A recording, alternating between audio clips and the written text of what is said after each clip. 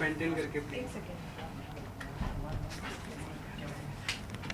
Hello hello hello hello hello hello पीछे दिख भी नहीं रहे कुछ लोग। रोलिंग हाँ।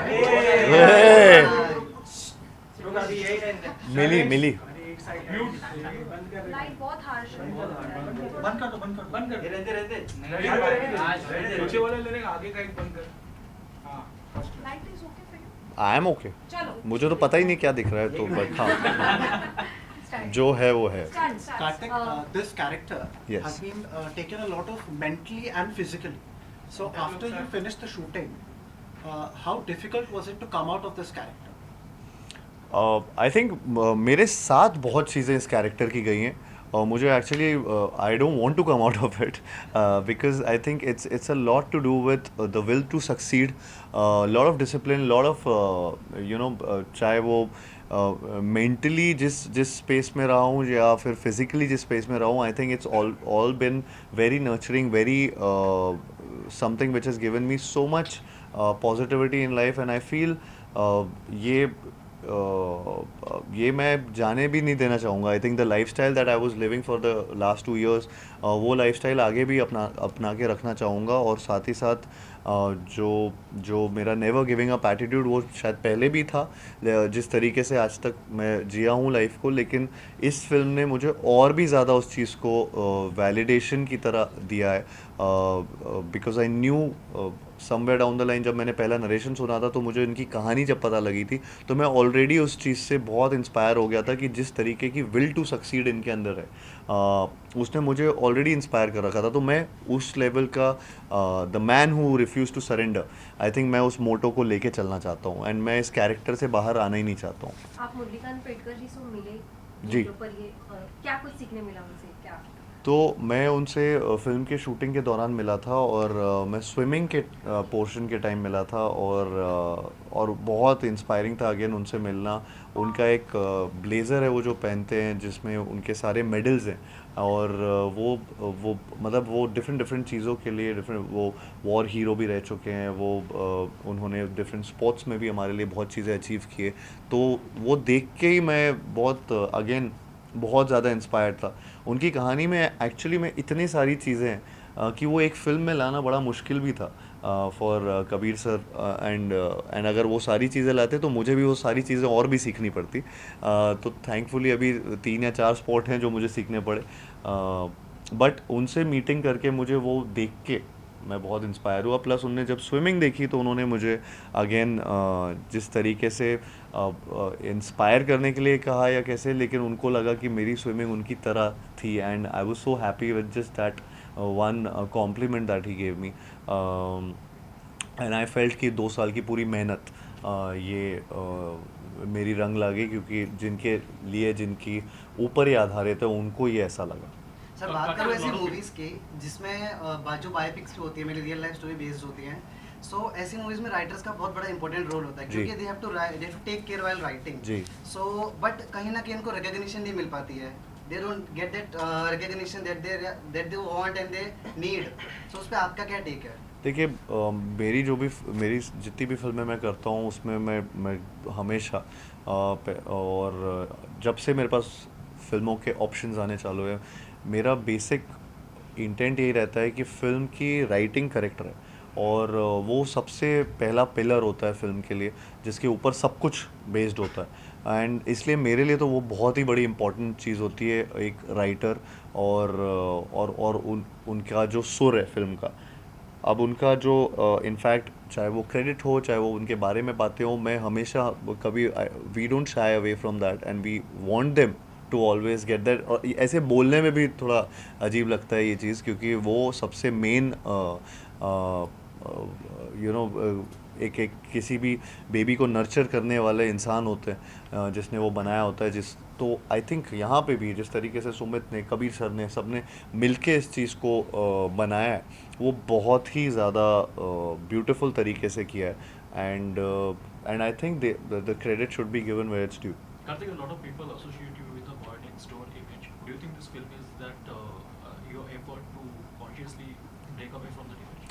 अभी मतलब मैं इससे पहले फ्रेडी भी कर चुका हूँ, धमाका भी किया है और मैं लास्ट रिलीज़ वो सत्य प्रेम की का था एंड नाउ दिस सो पता नहीं मैं कॉन्शियसली कर रहा हूँ या स्ट्रैटेजिक है, but I think my gut instinct जो मुझे आता है वो मैं उसको फॉलो कर रहा हूँ। शायद वो यही चाह रही है कि मैं अलग अलग करता रहूँ चीज़ें, लेकिन वो अपने आप हो रहा है। मेरे पास जो फिल्में आ रही हैं मैं उनमें से बस जब सुनता हूँ तब डिसाइड करता हूँ, इर्रिस्पेक्टिव ऑफ द जॉनर, कि नहीं यार ये मेरे स्ट्रैटेजी में नहीं बैठ रहा है, ऐसा नहीं सोचता हूँ।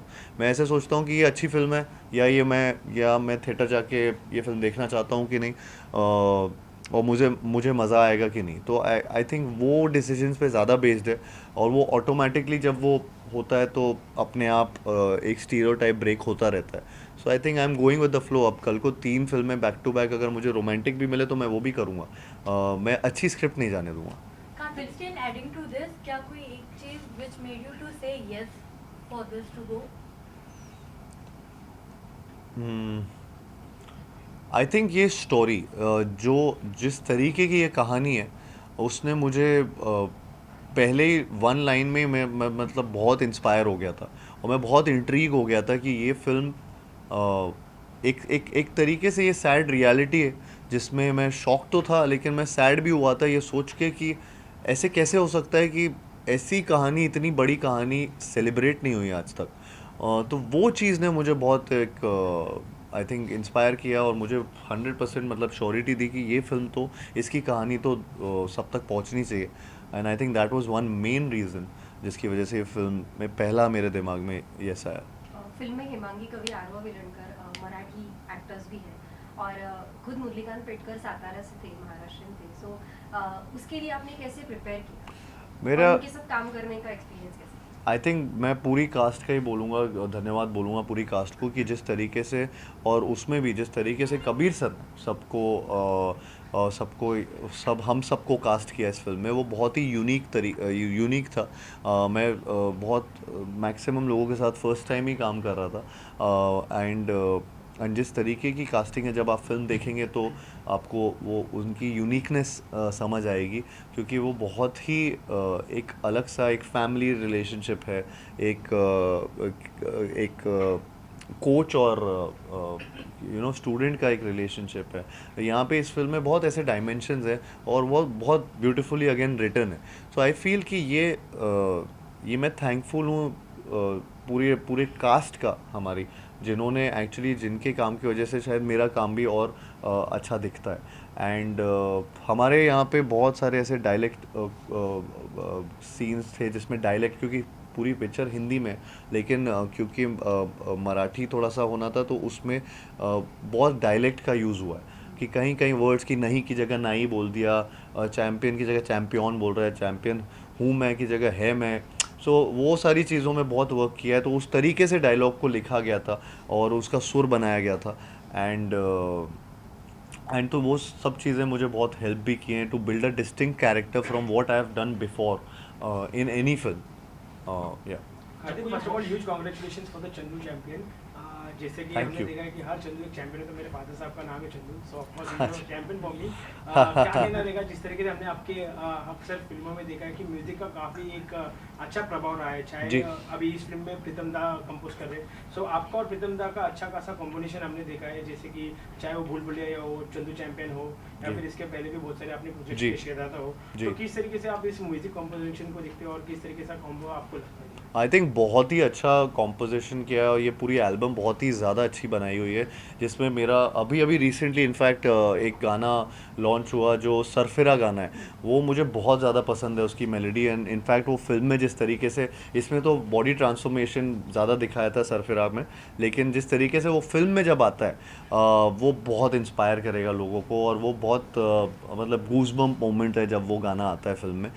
मुझे लगता है कि उसके अलावा चैम्पियन जो सॉन्ग है, जो कि तू है चैम्पियन, वो तो एंथम बन चुका है, और वो आई थिंक बहुत ऐसे रेयरली आपकी फिल्म में ऐसे गाने आते हैं जो किसी भी सिचुएशन में कहीं ना कहीं आजकल, चाहे वो आप कोई ऐप खोलो, चाहे कहीं पे भी जाओ, आपको तू है चैम्पियन कहीं ना कहीं दिख जाता है किसी के उस पर फीड पे या किसी भी जगह पे। तो वो ऐसा सा गाना उन्होंने एंथम बना दिया है प्रीतम दा ने, जो बहुत ही आई थिंक हमारे फिल्म के लिए भी एक इम्पॉर्टेंट म्यूज़िक सॉन्ग रहा है।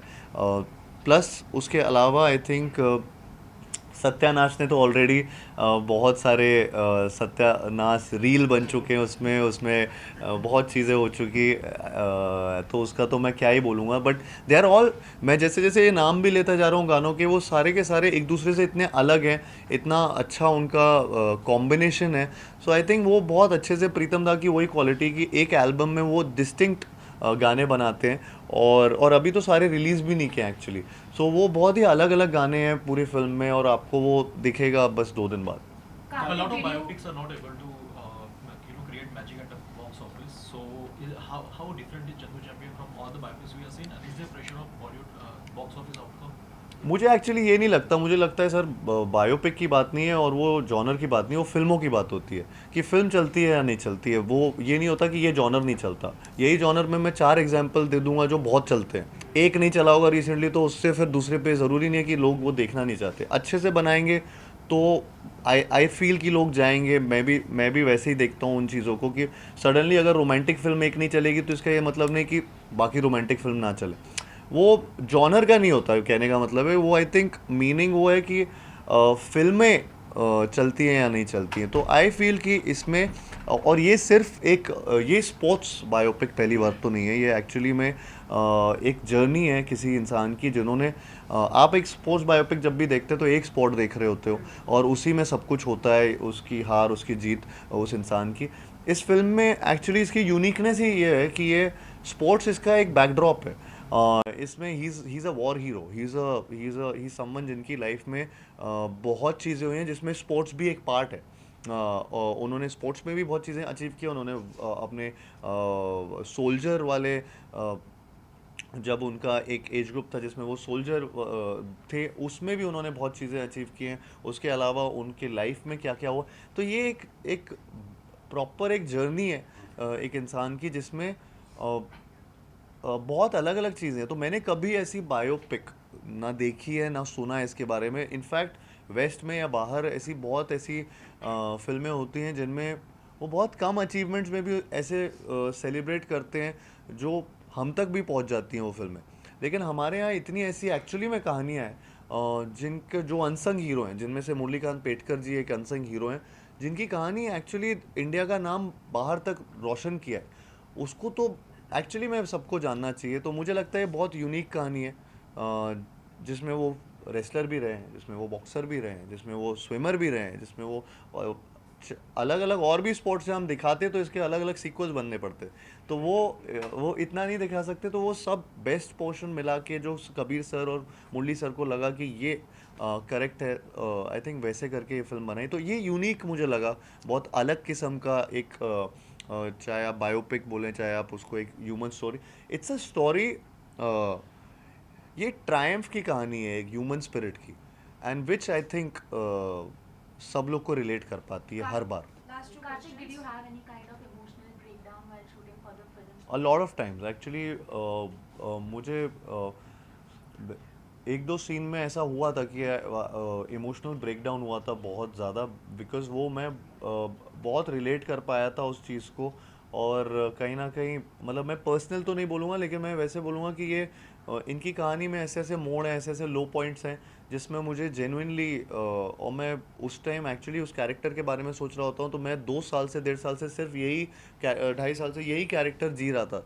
तो दिमाग में जब मेरे वो पर्टिकुलर सीक्वेंसेस जब मैं वो परफॉर्म कर रहा था, तो तब वो इमोशनल ब्रेकडाउन ऑटोमेटिकली हुआ था। एंड आई थिंक स्पेशली जो एक जो ट्रेलर के एंड पे आप मैं हर उस चंदू के लिए लड़ना चाहता हूँ जो चैंपियन बन सकता है, वो जो लाइन जब वो पूरा एक वो काइंड ऑफ एक सीन है, उसमें ये हुआ था। कार्तिक, एक बायोपिक करना उतना इजी नहीं होता, क्योंकि किसी पर्टिकुलर इंसान को एक बड़े पर्दे पे आप दर्शाते हो जी। तो ये भी आपके ऊपर प्रेशर रहता है कि वो रियल लगे ना लगे। तो उस चीज़ को लेकर आप अपने आप को कितना प्रिपेयर रखते हो एक बायोपिक में, और इमेजिनरी स्क्रिप्ट पे काम करना कितना इंटरेस्टिंग होता है और एक बायोपिक पे काम करना कितना इंटरेस्टिंग होता है? तो मेरे लिए फर्स्ट टाइम था कि मैं किसी रियल इंसान पे एक फ़िल्म कर रहा था। मुझे नहीं पता था कि ये इसका अप्रोच कैसे किया जाता था या क्या करते हैं लोग। और यहाँ पे मेरे पास एक चीज़ और डिफ़िकल्ट चीज़ थी कि कोई रेफरेंस पॉइंट नहीं था। तो उनके बारे में जब भी कुछ सर्च करो तो इतनी ज़्यादा इमेजेस या इतना कोई वीडियो जिसको मैं फॉलो कर पाऊँ कि यंग मुरली अगर मैं प्ले कर रहा हूँ तो मेरे पास कुछ ऐसा रेफरेंस पॉइंट नहीं था। तो कबीर सर ने मेरे लिए वो चीज़ वो बहुत बड़ा डिसीजन था जो लिया गया था कि मुरली सर से मैं फिल्म से पहले नहीं मिलूँगा, बिकॉज़ वो टाइम स्पेंड उनके साथ कर रहे थे और वो उनके साथ जो जो टाइम स्पेंड करके उन्होंने अपने नोट्स बनाए, वो नोट्स से हमारा पूरा डिस्कशन हुआ, एक कैरेक्टर बिल्डिंग सेशंस होते थे एंड देन वो कैरेक्टर बिल्ड उन पॉइंटर्स पे किए एंड उसके अराउंड फिर वो एक कैरेक्टर बनाया गया जैसा उनकी बातों से निकल के आ रहा था। और वो बहुत मुश्किल काम भी होता है क्योंकि यू नो वो अ, वो अभी जिस एज में है उससे वो बचपन की बातों से लेकर यंगर डेज की सारी बातें याद करते थे। आई थिंक कबीर सर उनका एक फॉर्मेट है जिस तरीके से वो बायोपिक्स करते हैं, तो वो उन्होंने बहुत ऐसे उनसे नोट्स किए which took a lot of time also I think. And मेरा मेन डिफ़िकल्ट जो चीज़ थी वो थी कि to deconstruct my image, because मेरा इमेज एक्चुअली दिमाग में सबके शायद एक एक तरीके से बैठा हुआ है, सब मुझे जानते हैं, एक particular audience, set of audience मुझे एक तरीके से देखना भी पसंद करते हैं। तो वो डीकंस्ट्रक्ट करना और मुझे यहाँ पे जो चंदू चैम्पियन में एक विदाउट रेफरेंस लोगों के दिमाग में डालना कि ये वो हैं was a difficult task. And somewhere down the line अभी जितने रिएक्शंस आ रहे हैं थैंकफुली वो ऐसा लग रहा है कि कुछ सही चल रहा है। सर, ऐसी जैसा movies कि आपने आपने multiple टॉर्च बेयरर, sports जैसा कि आपने बताया कि बहुत सारी तैयारियां की आपने, कुछ ऐसा था जो तैयारी नहीं करनी पड़ी, आप बाय डिफॉल्ट आपको आती थी?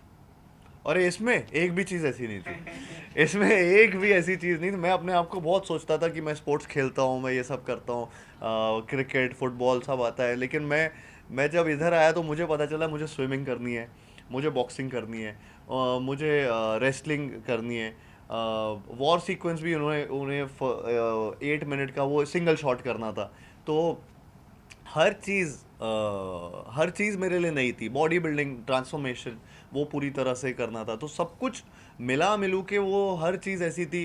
ऐसा नहीं था कि इसमें मेरे मोनोलॉग्स हैं, या ऐसा नहीं था इसमें मैं कॉमेडी कर रहा हूँ या मैं रोमांस कर रहा हूँ। ये सारी चीज़ें मेरे से इवेड कर दी गई थी और मुझे एकदम ही नए एरिना में डाल दिया गया था। तो मैं बहुत डिस्कम्फर्ट में था, आउट ऑफ कंफर्ट जॉनर कर रहा हूँ एंड आई होप कि इसमें भी वो एक्सेप्टेंस मिले, इसमें और लोगों को पसंद आए।